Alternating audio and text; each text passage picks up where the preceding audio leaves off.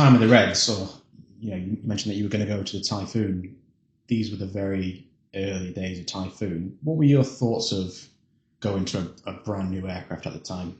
Yeah, very excited. I remember seeing one in the circuit at Coningsby, just thinking, wow, that looks different, with the 4 planes, the Delta, and it just seemed, just excited to see it. Again, we'd known that it had been delayed. There'd been lots of, new jet coming in, but years had gone by when it still wasn't ready, etc. So I think again my timing was quite lucky. I pitched up, and they essentially there was always sort of 4 jets on the line that were flying at that time. I was the 11th RAF pilot to get my stickies on it. That was done at Warton. It was called Case White at the time. So fairly early days with the Typhoon, that we were flying all the 2-seaters, and there were no external fuel tanks on them at the time. So they had even less fuel. So they didn't have great legs. The trips were, hour 10, something like that.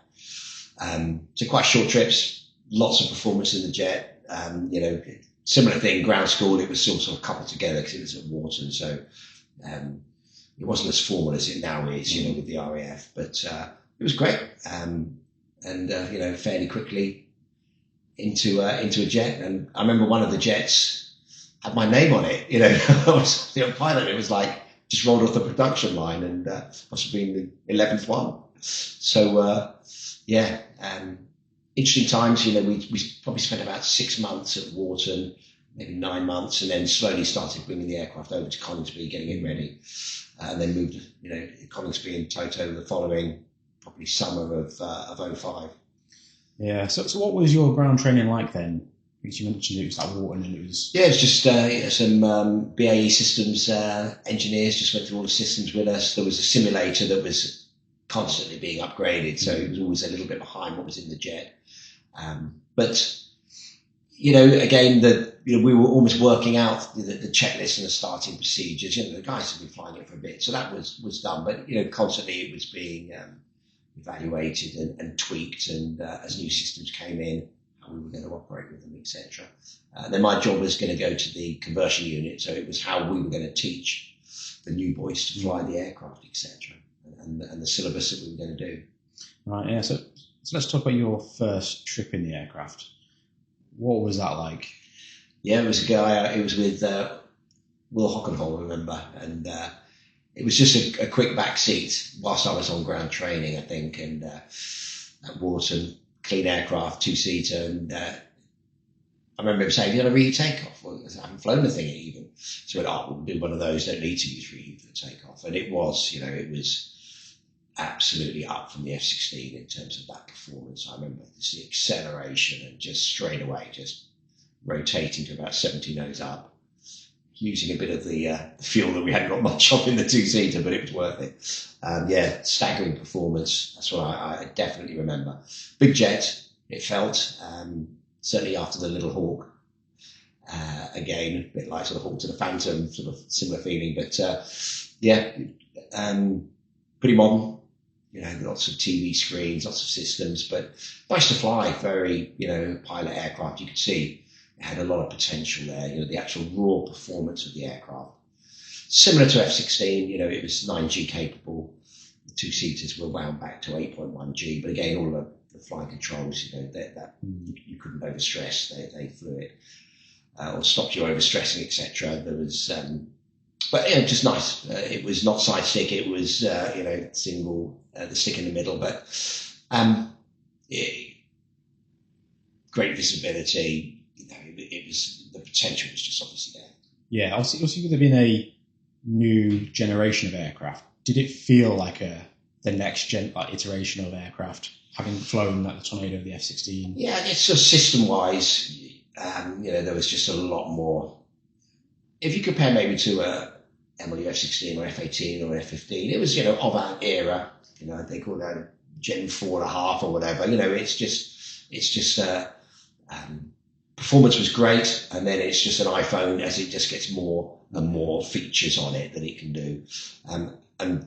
Throughout that was in 05, so 20 years plus, it's just got more and more. kit in it, and that's from the radar obviously getting better, the defensive aid subsystem. So a radar warner that gives you a lot more senses, a lot more, and was clearly going to get better and better and become more integral. And then just more systems on it. It's got the pod, it's got the data link, and everything just feeds in. And as it gets more mature and the aircraft gets better.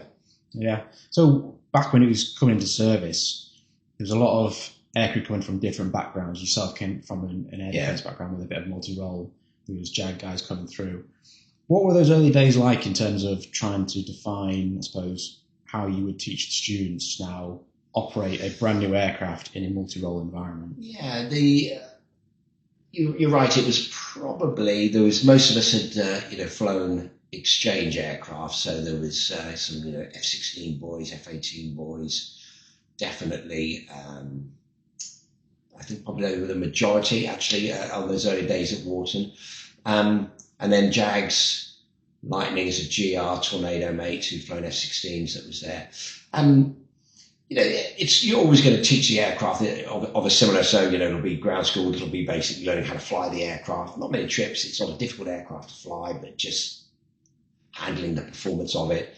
And then it will be sort of intercepts, air combat, and then obviously when it was going to be air to surface, doing that at a later stage, that was going to come in.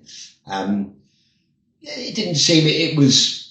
we were working out how to do intercepts in the thing really at the time and how to use the radar and what the best modes were, etc. So, it was more the nuance of that, how we were going to be doing it.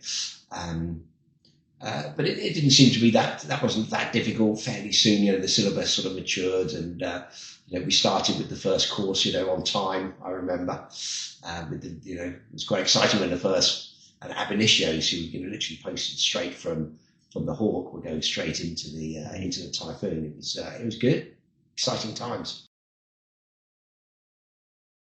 The aircraft eventually moved across to Coningsby, and squadrons started to form. You'd seen the end of squadrons, during your time on the Phantom.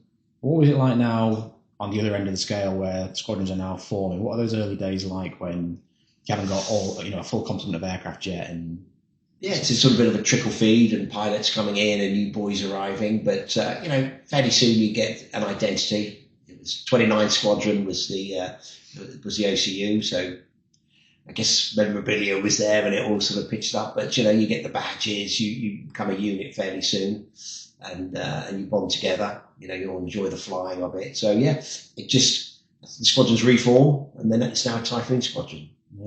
Yeah. So with you being an instructor, you'd have sat in the back of the Tornado and that sort of thing. How was it sitting in the back of a Typhoon? And did the students find it quite an intuitive platform to learn? Yeah. At first you fly in the front, sort of get a handle on that, and then every now and again sort of you get back seats. The Typhoon was interesting because you were landing with the nose so high at the. Initially we were sort of doing approach at 12 alpha, and then it was very obvious that we needed to do it at 14 alpha, a bit slower, and it was fine. You used to be very sensitive to get heavy landings. They weren't, but it just meant you really wanted to squeak them down. Again, that's got better. But 14 alpha, you really in the back seat, if you actually looked over the shoulder of the mate in the front, you couldn't see anything, just sky. The nose was that far up and four planes, etc., in the way. So you flew it on the head-up display. You got a view of the view out the front, so you're actually looking through the ejection seat of the guy in front, but you had a camera basically showing it. So that's how you landed it, and it was fine. It worked pretty well. So I never, backseat circuits were kind of like being in the front. It was absolutely fine doing those.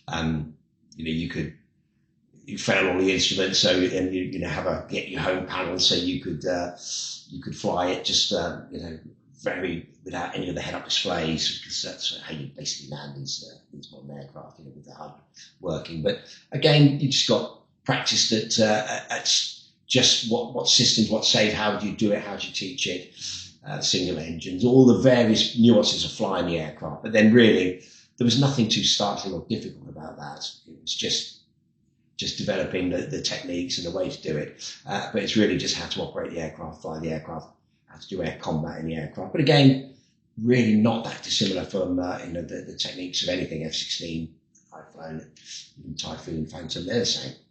Yeah, so when you're going into those air combat environments, you talked with the F-16 how things like the gun sight was so intuitive and really well harmonized. Is it harmonized the right word? Maybe Integrated into the aircraft and that sort of thing. Was Typhoon fairly similar at that point? I mean, the radar was working. The gun sight, it was not as good a radar at short range when it first came in. So, the F-16, it would just lock immediately. It was just ridiculous how you would get a lock when you couldn't think you could get a lock. And then the gun sight was just perfect. Whereas, you would struggle sometimes to get a lock, which was frustrating. So you'd be firing unlocked. So, you hadn't got such a radar-laid gun sight. So I remember, again, it was just things that you knew needed to be tweaked and get better, that they would. It was very early days, but better than the F3. At least the radar was working when it came in. It was performing. So, we were checking it. It was more with the radar. Some of the symbology was a little bit confusing, and how to fire the AMRAAMs. It was a little bit of a faff. Remember, there was a DTL, a designated target list, and long inserts and short inserts. So you knew at the time it was just too complicated when it was getting busy, that we would change that. Mm-hmm. But trying to change things in a jet that's coming in, that's just quite a laborious process. So, but interesting times. Yeah. So did you take the Typhoon into any exercises in those early days? In those early days, we did. I remember doing some air combat against an F-18, and with the two-seater at 8.9G, and the alpha that you get on the two-seater in a close quarter fight. I remember it was a bit. We were expecting more from that Typhoon. Now with the single-seater, definitely there was a performance when we first got the single-seaters. I remember that was the one that you then wanted to do DACC, so dissimilar air combat with, just extra tweaks in the performance. The 9G made a difference, and it seemed to be more. It was 9G or 25 alpha. There was a bit of an area in the two-seaters where you weren't quite getting either the 8.1G or the 25 alpha, but. I remember doing some dissimilar air combat against F-16s and F-18s fairly early. No real sort of big exercises that I can recall at that stage, because we were just, really just moving forward, just to training, making sure we were ready to start training the new pilots. Obviously, once the jets were coming in, and then 3 squadron forms, first operational squadron, then 11, they were the ones that went on the sort of the exercises fairly early, to show the aircraft and see how it fitted in. Part of your time on Typhoon is you became part of Standardization. For those that don't know what Standardization is, what is it?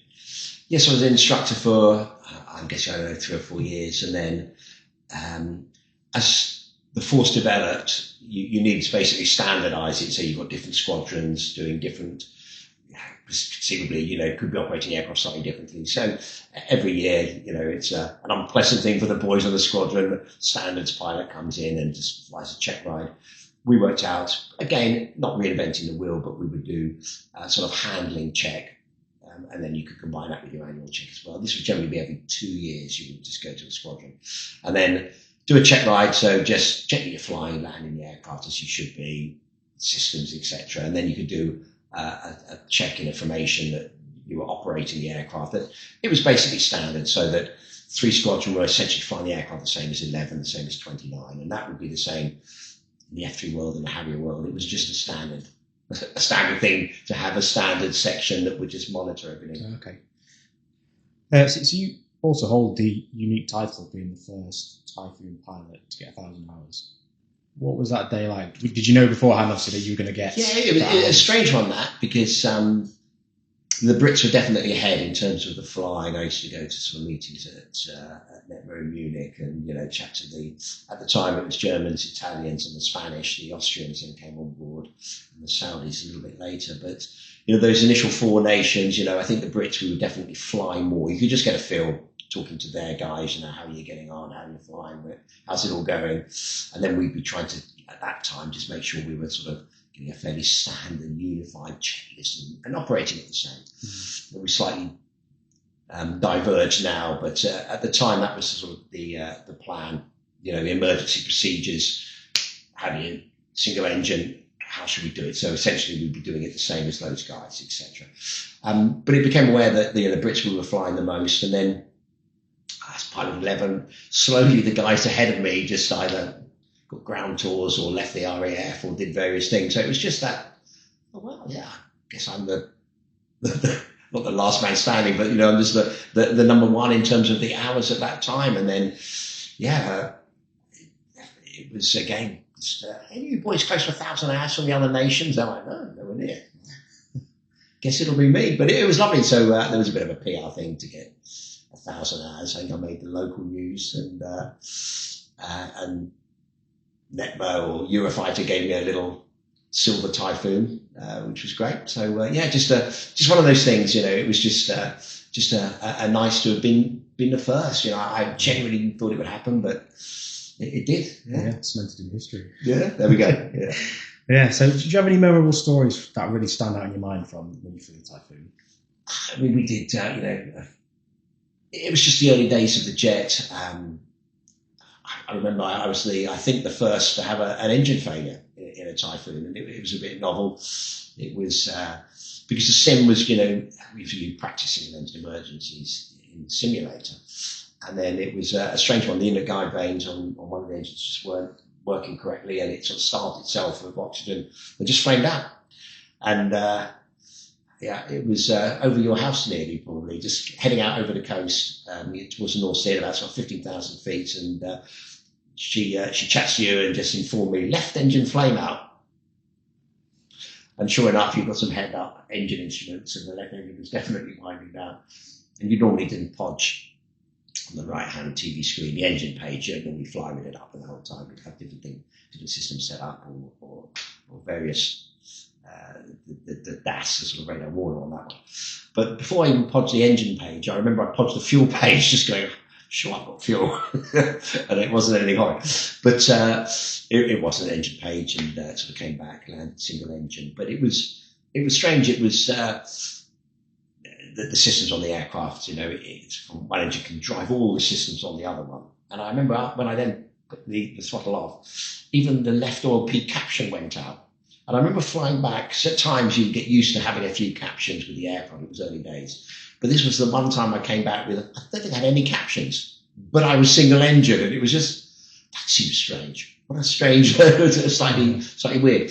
And then when I landed, it went into landing phase of flight, and then a whole load of captions lit up. And again, it was just one interesting. It was like, is that what the sim is doing at the moment? Because it was, have we got slightly out of sync? But that was, again, it was all fairly undramatic. It was all fine.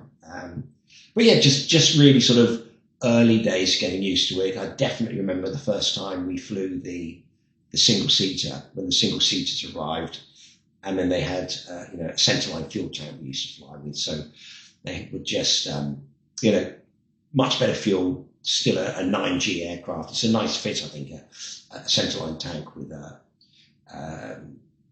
all the weapons, and it doesn't. You don't get much drag from the centerline tank. Looks good. It's that was just a good aircraft, and the first one that came in, it was ZJ911, and it was just incredibly serviceable aircraft. And we only had one single seater on the line, and we'd almost all the pilots would be fighting to share it. And I was programming at the time. I needed to keep it fair, and we divvy up literally on a weekly basis. So that you all got a couple of trips in the single seater, and then slowly more and more single seaters came in. And then it became the norm to fly the single seater. But lots of sort of early memories of the Typhoon. Yeah. So when you had that engine flame out, did the handling of the aircraft change much? No, not at all. And you got so much thrust with one engine. It genuinely it is a non-event. You compare that probably to a Meteor back in the late 40s. Single engine would have been a fairly horrendous event, I imagine. Certainly a go around, but it's just not a problem with the Typhoon. So how many hours did you end up with on the Typhoon?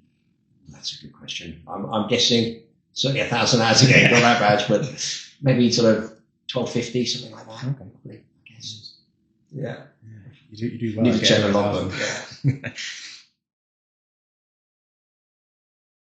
So during your time with the Typhoon, you got involved with the Battle of Britain Memorial flight. How did the opportunity come up to get involved with those?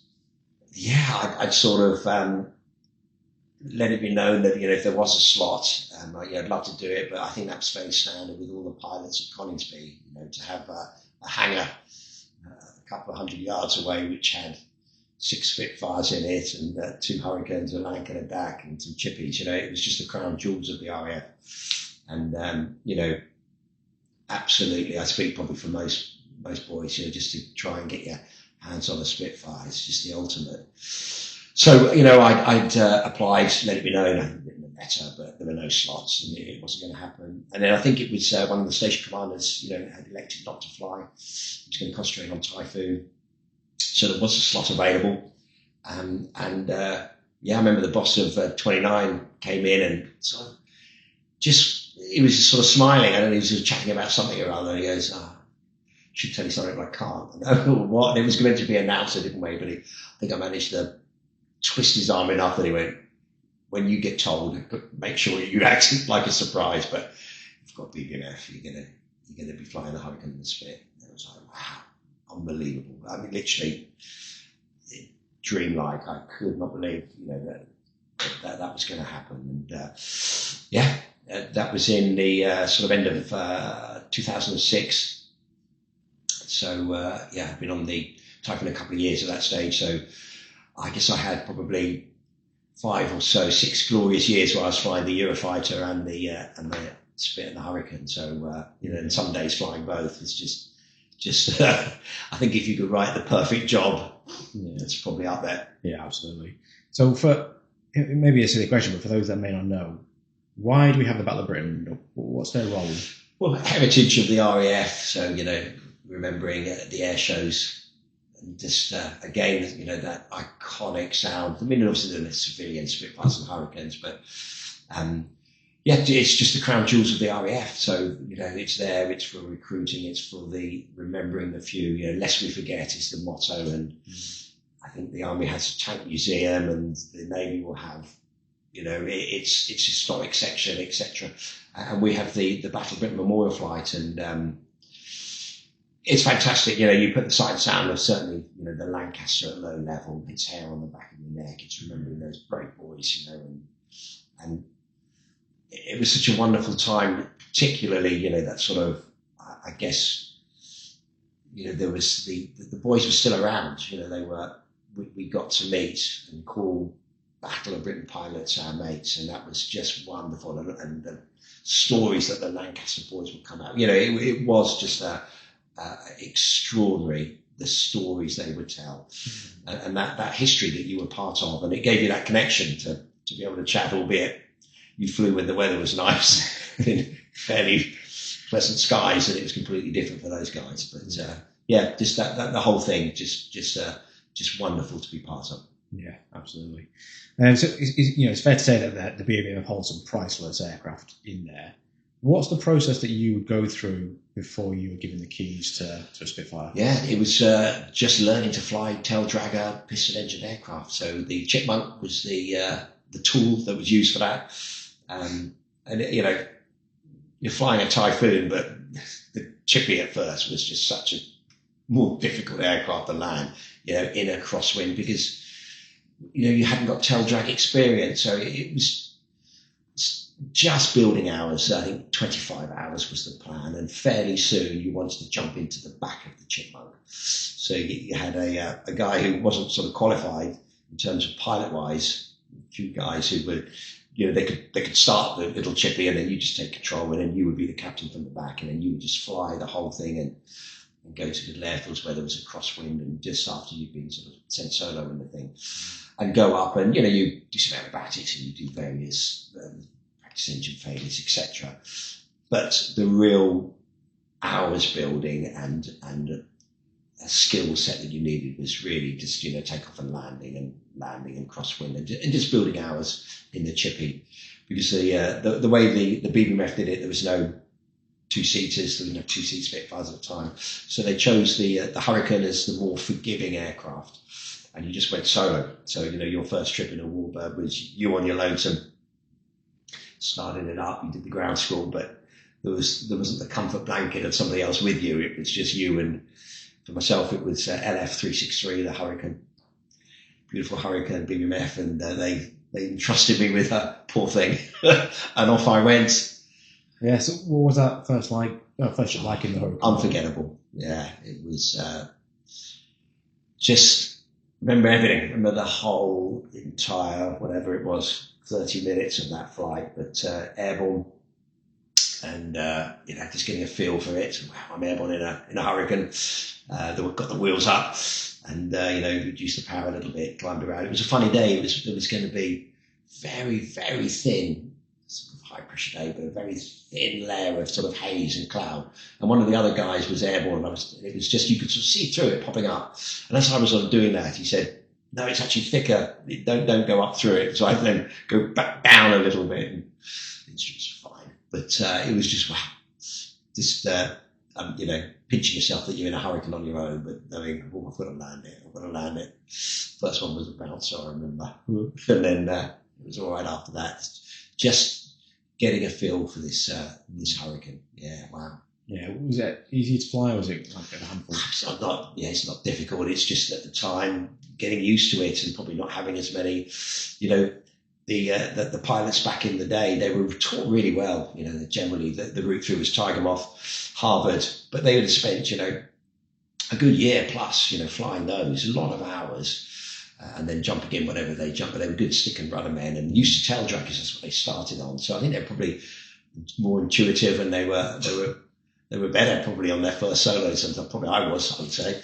But they're not difficult. Once you get used to them in the aircraft, it's just having that skill set. But noisy, smelling the Merlin. It's a real experience flying a warbird. Certainly that first one, it sticks in your memory, absolutely. Yeah. How did you find flipping between Typhoon to, let's say, hurricane? Typhoon in the morning, hurricane in the afternoon, kind of thing. Yeah, it's so ridiculously different that you wouldn't try and start them or tax them. It was obviously so dissimilar. At times it would almost be, you fly out, a Hurricane and a Spitfire on the same day. And again, not a problem. Even a Chipmunk, that would be slightly more because you're landing them in a similar way, but they handle subtly differently, obviously. But no, it was more the just pinch yourself that I can't believe, when you write a logbook that I've written, Typhoon and Spitfire on the same day in my logbook. It's just a really feeling absolute privilege to be doing it. Yeah, absolutely. So once you built your time up with the Hurricane, you then got the opportunity. Yeah, not too long. I think I flew the Hurricane in April, and then sort of by June, maybe got 20 hours or so on the Hurricane. Boss Alpin at the time went, right, I think you're ready for the Spitfire.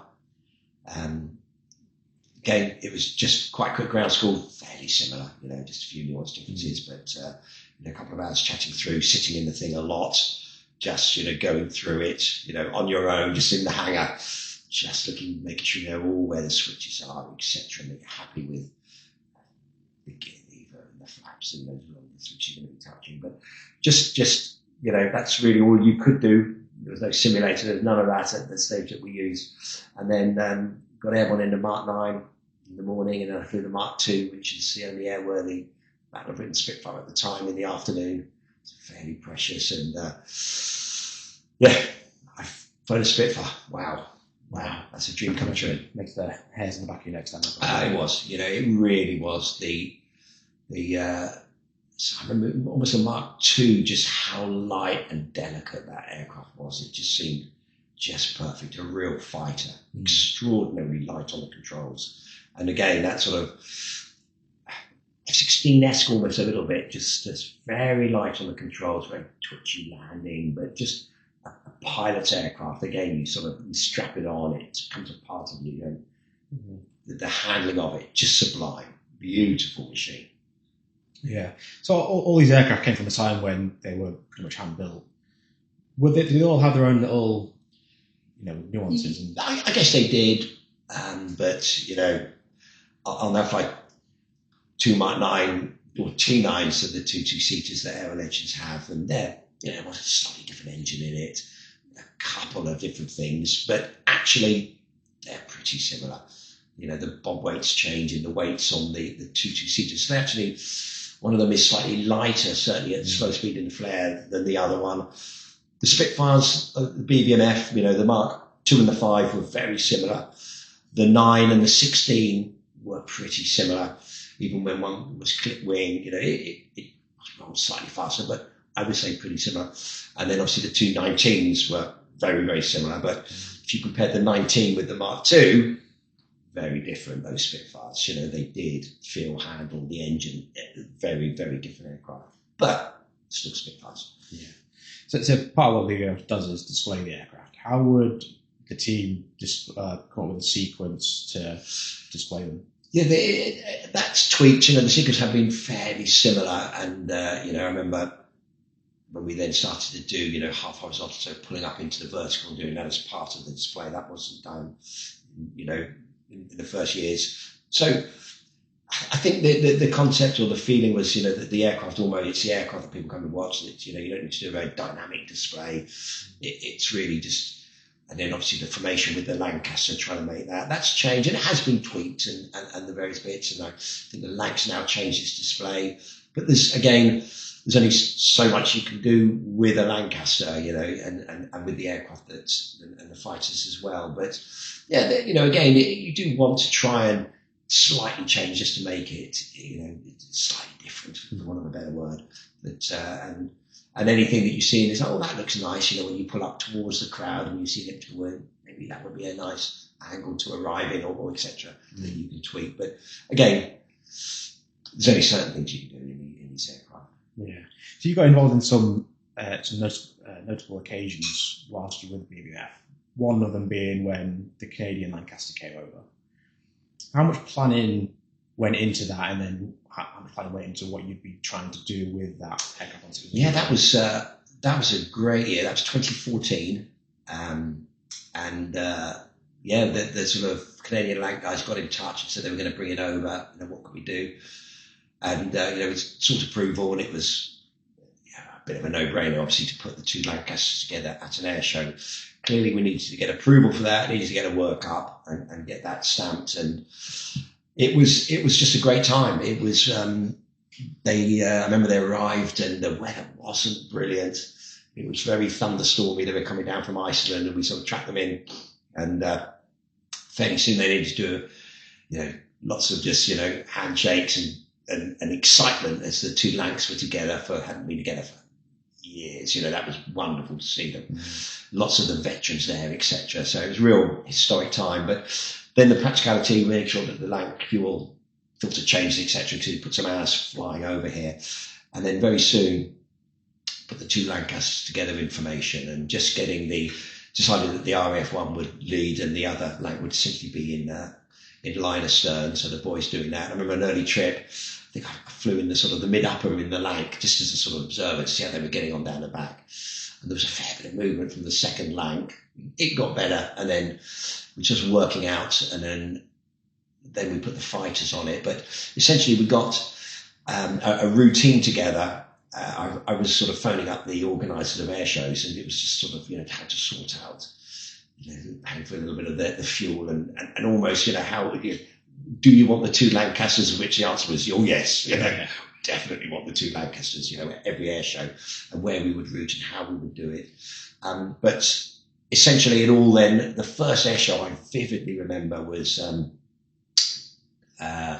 Dunk Mason was the boss, and we were in two Spitfires. He was in 9, I was in 19, and we had the two Lancasters, and it was Eastbourne Air Show, which is a big air show, and that was going to be the first one in, I guess, early August of 2014. And it was a funny day. It was beautiful weather, but loads of thunderstorms around, and there was quite a wall of thunderstorms, and we sort of set off, and there was diversions that we could have gone to. We were going to land at Biggin Hill after Eastbourne, and we sort of floated down, and essentially wherever we went, the sort of route round sort of Stansted area, I remember there was sort of quite a lot of thunderstorms, but wherever we went, it was just blue sky. It was gleaming with sort of rainbows around, and we floated heading south before we did the air show with two Lancasters, two Spitfires, and Biggin, you could see, was absolutely out in a thunderstorm, and we gave them a bell, and it was like, it is horrendous rain here. So we had Southend that we probably thought we'd divert to afterwards. Did the air show, which was beautiful weather. The English Channel, the sea looked turquoise, it looked quite grey. It was just, Beachy Head was gleaming in the sunshine. It was just, real hairs on the back of your neck. You're flying. We would arrive, I think we were flying the two Spits on the wing of the rear Lancaster on the Canadian Vera, and then we sort of maybe move forward. So you're sort of just seeing these two Spits. We then break off for a bit. The two Lancs would do their bit. I think we'd rejoin. We had a sort of routine that we'd got together, and it was fantastic. And then after that, we came back and just big, and he went, "No, it's all clear. It's great." There was a bit of sort of water around, but the runway had cleared. And we landed, and it was so wet. We all sort of shut down, and the whole airfield was steaming. It was like you were in the jungle. It was just great. And then that whole probably about 6 weeks till Jersey, I think we did. Maybe that might have been the last one in September. We just took the two Lancasters to generally Spit and Hurry, or two Spits, two Lancs, all around the UK, and it was just fantastic. Yeah, really good. Yeah. Quite clear. We put all four fighters up with the two Lancs when we said goodbye to Vera, and we sort of followed her up to the north to about Scampton, and then it was a sort of farewell on the radio, and then off she went back to Canada. Yeah, amazing. See, the other memorable time when you was on Battle Britain Memorial Flight was when you did the synchro display with the Typhoon. Can you just talk us through a little bit about how that comes about and how you then try and put together a routine? Yeah, it had been done before, a few years before, this was 2015, so it was the 75th anniversary of the Battle of Britain, so the boys were sort of the youngsters were sort of 93, but they were still had a twinkle in their eye, and there's some. We really got to know those guys. It was wonderful, as I mentioned earlier. So it was wanting to make it special, and put something different on for that season. So again, Dunk was the boss. He was leading quite a few Balbos, so we were sort of very much in touch with the civilian world and just trying to get a lot of aircraft, and we did, I think, about 36 aircraft, sort of getting airborne from Goodwood in September, Battle of Britain Day. Prince Harry was going to be down there. That was a big PR event. But with him leading those in the Balbos, I was so lucky. Dunk went, would you happy to do the synchro? Because we were going to do that as well with the Typhoon. So put the Spit and Hurry together, and then do a sort of 8-minute routine, maybe sort of 10 minutes, Spit and Hurry together, and then Spit and the Typhoon together, because the old and the new looked good, and then it was going to be a painted Eurofighter as well in Battle of Britain colours. So it was like, that'd be fantastic to do that. And Dunk had done it already once before, so it was generous to give it to me. But essentially, did a bit of it was with Ben Westerby Brooks, was the Typhoon pilot. We did sort of went through. The sim was actually quite good for it, just to practice the routine.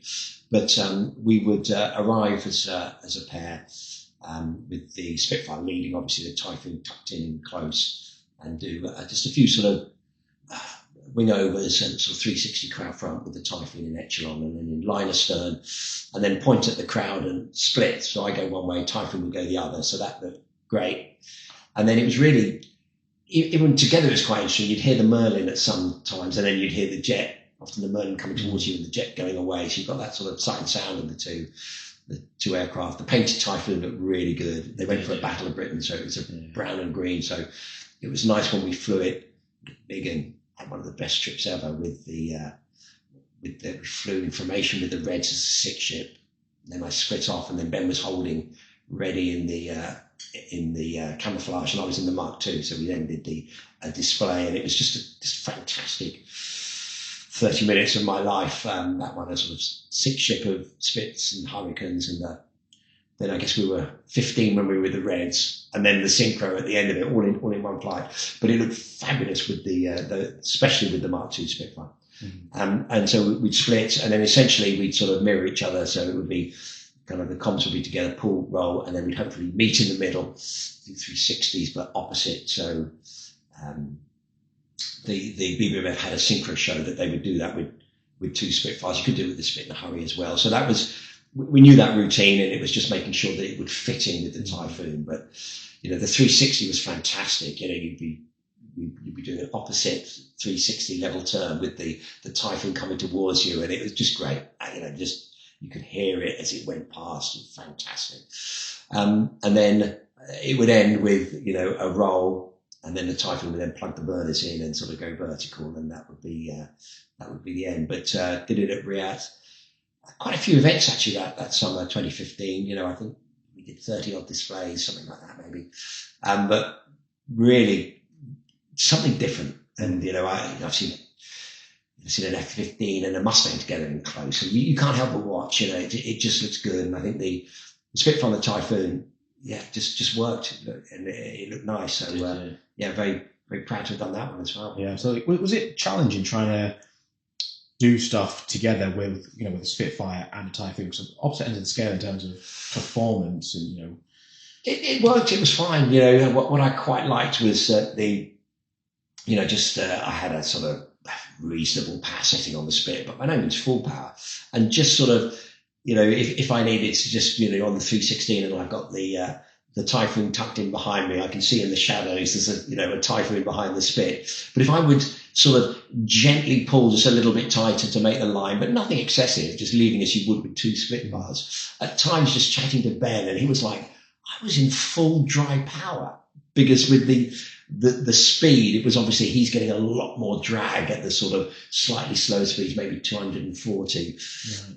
240 miles an hour to maybe 220 knots. He's beginning to get the Anglo attack building, and he's needing more power for that drag. Whereas a little Spit, not even feeling it. So it was just strange at times where the flight envelopes, and I'm thinking he's needing almost full dry power. Not really, but that's incredible. And I'm way back on the power in the Spit. But there we go. Yeah, amazing. So the BBMF, obviously, you've mentioned before that is the engagement with past and present. Have you got any memories that stand out particularly from your engagement with the veterans? Loads, just so many memories, meeting them. One of the highlights, genuinely, flying it, but chatting. I got to know Jeff Wellham. I'd read First Light, the best book I'd ever read, when I was on the Reds bizarrely. We were all reading it when we did a Langkawi in 2003. We're like, reading the same books, brilliant, isn't it? And I remember when I first met Jeff, he came to a function. It was in 2007, the 50th anniversary of BBMF, and Jeff was there, and just chatting to him, and slowly at a few functions, I sort of asked him if I could host him, and just got to know him a little bit better. Just having a beer with him and chatting about, tell me what it's like meeting 150 Germans over Dungeness, and there were only 10 Spits, and the stories he had were extraordinary, as they were for so many of the veterans. I remember landing at Northolt maybe for the 70th. We were there with Smithy, and I was in the Mark II Spit again, and Jeff said, do you mind if I just do the walk round with you? So I did my walk round in the Battle of the Spitfire with Jeff Wellham, just chatting, and then I jumped in, waved, and we then took off and did a little display for those boys. And again, just like, wow, it doesn't get better than this, just magic. Yeah, what an honour. And so many stories of the guys. We owe so much, and they're just so nonplussed about it. We happen to be there. It was, it was exciting at times, but incredible. Yeah, absolutely. So I think it's fair to say that during your time with the BBMF, you seem to have a particular affinity to P7. When I was doing a bit of research, whether it's right or wrong, I read that that was the last trip you had in the RAF was in P7. It was. Yeah. How did you feel, one, leaving the Air Force, but two, stepping away from that particular aircraft? Yeah, that was sad, without a doubt. It was end of 2017, and we normally do it's called a Lynx Lax Day, so it's a sort of finale of the season, and the just sort of BBMF, all the aircraft fly, and sort of a nice little crowd come in, and it's just a way of ending the season as the aircraft get put to bed and serviced. And the weather had been really bad, so that hadn't happened, but it was just great because I was leaving. And the Lancaster needed to do something, so the Lanc got airborne. I was doing a fly pass, and essentially I jumped into P7 and joined the Lancaster just to the, I remember it was a beautiful day, just to the east of Lincoln. The Lanc was maybe coming back from Warrington, and I'm in P7 and just flew, just the two of us. And again, just you can watch the shadows as a Spitfire and a Lancaster shadow, and then just dropped into line astern, waved at the guy in the tail gunner, and just flew probably for sort of, just 10 minutes, the two of us, as we just came back. And then we did a few passes over Coningsby, and then did a quick solo display, taxied in, all my family were there. And that was me leaving the RAF after, 33 years of flying. So, yeah, it was, you had to just move on. It was definitely, I always, tap the aircraft, give them a little affectionate pat, as I jump out of them. And that was the last time I'd do that after having flown. Check my logbook, and I'd flown 180 times. That seemed loads, but now the number of times I've flown the Aero Legends aircraft is ridiculous. But yeah, very special. I always thought it was just the most historic and just beautiful Spitfire. Lots of memories of flying P7. And it was kind of sad. But again, I was moving on to sort of pastures new. I was going to fly the two-seaters and a single-seater for a company called Aero Legends. So I was excited to do that. And, life moves on. You have to just go, that's it. It's over. Yeah. I've done 11 years on flying with BBMF, so lucky to have done that. Andy Priest was coming in to take my job. Enjoy it, mate. It's yours. And there you go. Yeah, absolutely. So you mentioned that you did so long in the RAF. How, when you look back, how do you remember your time in the service? Lots of fun. So lucky. I think, I mentioned right at the beginning, if somebody had said to this 18-year-old nervously pitching up a Biggin Hill, trying to act grown up and show some leadership qualities, that you'd end up getting fast jet and then flying this array of aircraft, I just would not have believed it. No way. There's no way that can happen. And it did. And it's almost still, I look back with, it's always like a dream. I could really fly, all the stuff I did, but very lucky, very privileged, I feel, to have flown it. It was great times. The RAF was an organisation I was so proud to have been a part of. It was very can-do. It was so much fun. The early squadron life, it was, everybody was aware it was a fabulous job, and we did have fun, and we did enjoy the flying and the jets, and squadron life was brilliant. So never had a ground tour. Very happy to have done that. I'm so glad I chose almost to back that off and to stay in the cockpit. That's where I'm more suited. And yeah, just huge affection and pride that I was part of the RAF. It was, and it is a great place, and I loved it. So after your retirement from the RAF, you moved over to Aero Legends. Can you tell us a little bit about what Aero Legends is all about and what your role is within that? Yeah, as a chief pilot, flying the Spitfire, but the flight experience, bucket list, I would say, to jump into a Spitfire. Fairly expensive, but worth it. It's just it's an experience that lives with you forever. I think, just like I've Gale flying P7, at times I can remember so clearly, like it's yesterday. And, I've now been doing it since, 2018, and so 7-8 years. And, I fly with people or bump into them and they say, you flew me, Parky, back in 2019. I remember it so vividly. It was brilliant. And it's like, I think I remember, but there's thousands I've now flown. But, to a person, it's just such a great experience. And, I've had a lot of grown men, big lads who've had a tear in their eye when they jump out. I don't think it was my landing. It was. It's an emotional experience. It means a lot to these people. There's something about, I guess, the Spitfire. The dear old Hurricane lives under the shadow of the Spitfire. It's so beautiful and a fabulous aircraft, the Hurricane. But the Spit in particular, it just symbolises so much. It's so iconic. Part of this country's. It's just in there. We really get the Spitfire. And so people want to do it and experience it. And, I always let them, when I chat to them prior to the flight, if you've got any flying experience, because I've flown airline pilots with 20,000 hours. I flew one person, have you ever flown an aircraft? And they're like, I've never flown in an aircraft. I was like, you've never been in an aircraft, so you're going to fly the Spitfire? Yeah.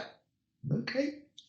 well, that's quite cool, and get them on the controls so they can really feel it. I flew one guy and he said, I've only ever flown one other aircraft. So it's like, what was that? Thinking of Cessna or something. So it was Concorde. It's like, how can you only have flown Concorde? Because surely if you're a pilot, you'd have clearly done lots of pilot training to fly. It's like, no, well, I was the engineer that took Concorde around the world when it first came in, and the guys used to just let me fly Concorde a lot and just have a go because they were trying to sell the thing to, around the world, to go to Japan, etc. So it's like, well, that's cool. You should now never fly another aircraft unless you get offered space shuttle. I would just stick with Concorde and Spitfire as the two aircraft you've ever flown, because everything else will be a disappointment after this. But extraordinary array of people. So I really do enjoy that aspect of it. You're sharing a really special day with people. And we fly a lot. The norm is 6 trips a day, generally a sort of Thursday to Sunday. So the weather's lovely. There's 24 flights, and with some transits, I'm sure I've had 100 flights in a month kind of thing. Yeah. It beats the Reds flying rate. It's a lot, but the aircraft are just extraordinarily serviceable, well maintained, and you're sharing a great day. We fly from some different locations, so it's not always the same airfield. We fly, Headcorn's a lovely little grass strip in Kent, and Compton Abbas is a little grass strip on a hill down in Dorset. And North Weald's a Battle of Britain airfield. And Tom Neal flew from in the Battle of Britain, and I met Tom. He was on Hurricanes then. Another amazing guy. But fabulous job, and very much summer. So in the winter it's pretty much part time for me. I'm sort of semi-retired, I like to say. And then it's full on in the summer, which I love. It goes in a heartbeat. Lots of flying and memories. At the moment, Charlie Brown, handlebar moustache, pretty famous warbird pilot, flown a lot of aircraft. From 109s to everything, with a prop really and a warbird. But Charlie and I were going to fly formations together with the passengers. It's great. At the end of the day, we both of us, we know we're very, very lucky to be doing what we're doing. And long may it continue. Yeah, absolutely. So when people come for those Spitfire flights, is there a standard flight that they can do, or are there different types of flights? Yeah, we fly for 20 minutes, 30 minutes, 40 minutes. One gent I've flown, I think, 12 times, and I've flown an hour and a half with him on one of his trips. He's making sure the taxman doesn't get his money. Good on him. But it's it varies, and location wise, I would say I know the route from Headcorn to Dover fairly well. Because why would you not want to go over the White Cliffs and do a victory roll there? It's hair in the back of your neck. It's wonderful. But equally, get down to Beachy Head or Dorset, we'll generally go down to the Jurassic Coast. It's pretty special down there, and then you get to see London from North Weald. So the routes change, vary. There might be particularly they want to go somewhere. Often it's like, well, we can't be in the centre of London or Heathrow, etc. But it's I would say often it will be if you're at Headcorn, unless you've got a real pressing reason, I would recommend we go and fly over the White Cliffs, because it's just beautiful. To see France from a Spitfire. It's a view with that elliptical wing that the boys would have got coming home. I imagine that seeing the White Cliffs home back into view would just be, now you can relax again. You've just been over some fairly horrendous hostile skies for an hour or so. It must have been I've survived another one. Yeah. So if people wanted to try and find areas, whereabouts could they look to try and find? Yeah, I guess Google Aero Legends. Spitfire will be there. There's a few companies that do it, but I think we fly from. It's great. Love doing it. It's it will live with you for all your days, I reckon. Yeah, absolutely. So you've been flying the Spitfire now for quite a long time. How many hours have you currently got on the Spitfire? I've certainly got 1,000. I've actually got over 2,000 hours on the Spitfire. So it was one of those. I got so many aircraft that are all about the same number of hours. Sort of 1,200, 1,300 hours, and I remember thinking, I'm sure I'll never get 1,000. That was getting 500. Back in the day was always just almost impossible. But with the two-seater, the CAA allowing that to happen, that's clearly meant the hours building, for want of a better word, is easier. So yeah, I got the 1,000-hour milestone maybe sort of 3 or 4 years ago, and then the 2,000 came along, and incredible. So probably I'm nearly on 2,500 hours. So it just incredible, amazing. My logbook, I've got logbooks now. Just Spitfire. So many times I've written that, and I'll never get bored of writing it in my logbook. I really won't. We've just got some questions to end the show on. So this first question I've got, I think it's quite an interesting one. So the name of this channel is the Aircrew Debrief, and a debrief is a vital part of any sort that you've flown, to look at both the good and the not so good aspects. Yeah, the not so good probably are the learning points. Yeah. So in your memory, do you have any trips that stand out that were as good as they could be? Like everything just clicked. I mean, yeah, good question. There's definitely Reds trips that went well. I mentioned earlier, you knew it was a goodie. You got the feedback from 10 almost on the transit back, and it was a good video. And they were nice, but equally there were some okays, but, boys, we can do better. And those were the ones, where absolutely the debrief was vital. And obviously the Reds needed to be videoed. Debriefs generally, with aircraft types, they've got a lot more accurate, because you can really, from an F4, it was almost just memory recall and what shots did you take, and was that a valid shot? Oh yeah. So now you can play the tapes and see, no, it wasn't, was it? The sidewinder wasn't tracking where you said it was, or the gun skill was rubbish, or whatever that you claim. So they get more precise, and again, lots of learning curves, and they can be brutal, but they need to be honest, never vindictive, but if errors were made, clearly that's the way you learn. There were missions, we used to do the ACMI, so you fly with a pod, which would then essentially give you a position, and you could watch it like you've probably seen the Top Gun, but you're now looking at in a cinema, a TV screen of lots of little aircraft coming, missiles coming off, coffins if you get valid kills, etc. So they were great for debriefs, and if you knew you'd done well, you couldn't wait to land and see that debrief. And one sticks in my mind. It was, I think, we were 8 F-16s against 4 Eagles, Charlies from Lake and Heath, and we met, and the fight's on, and we were sidewinder and guns, and they were fully up with AMRAAM, etc. So, they were absolutely going to outshoot us. And 4v8, we were going to have to work hard, but we would beam and notch and go high and low and drag, and I mentioned earlier, but I was the one that managed to get down low, and then I could see these 4 F-15s just contrail, and we would never, if anybody was close, want to contrail, because you just if someone's still to get the radar so high and acquire the targets at that stage there, but I didn't need to see, and then I knew you could see all of them, so quite happily I could just plug the blows in and just literally ding, ding, ding, ding. I had 4 sidewinders, 4 kills. Couldn't wait to get back for that debriefing. Yeah. You could just tell the F-15s were just not a happy bunch, because some guy whose responsibility it had been to look low had missed me. I'd got in, I'd snuck in and done the biz. And for me, it was a great debrief. For him, probably miserable, but lessons learned, that's what you needed. Yeah, absolutely. So on the flip side, do you have a memory that sticks in your mind that was maybe not so good? One that keeps you up at night kind of thing? I'd love to say no.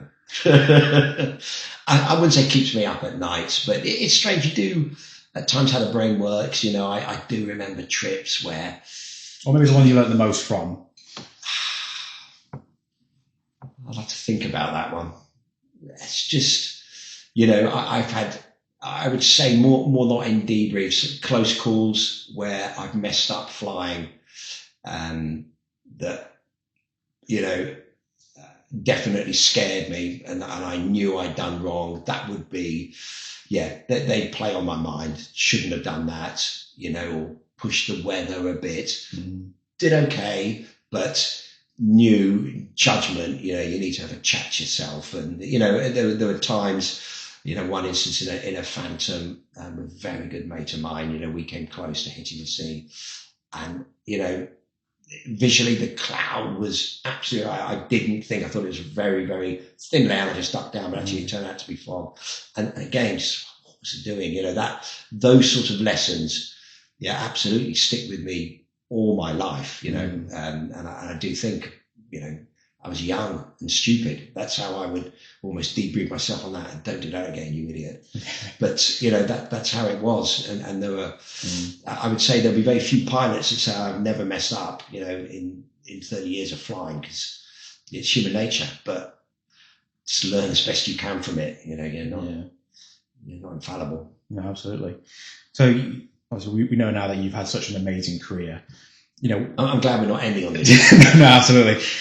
When you look back over your career, did you always maintain the same motivation to fly?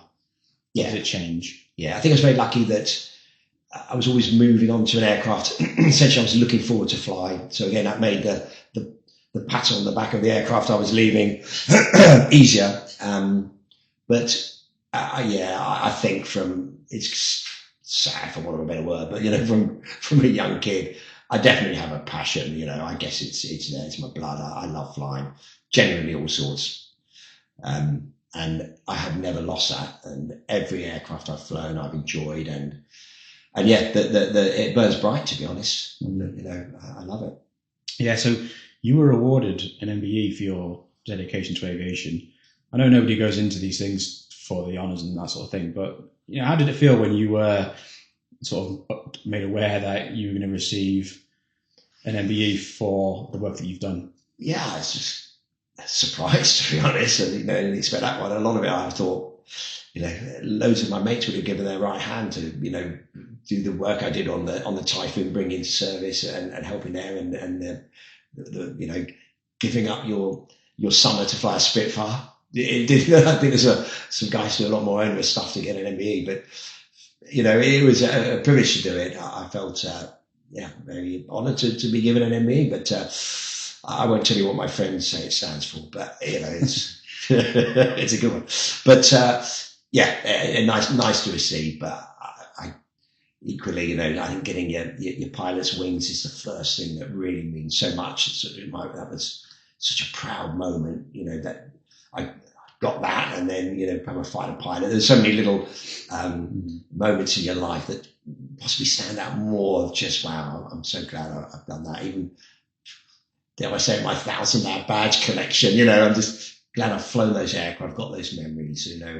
You bond with an aircraft over that time. It becomes a friend to you almost. Yeah, it's a strange feeling.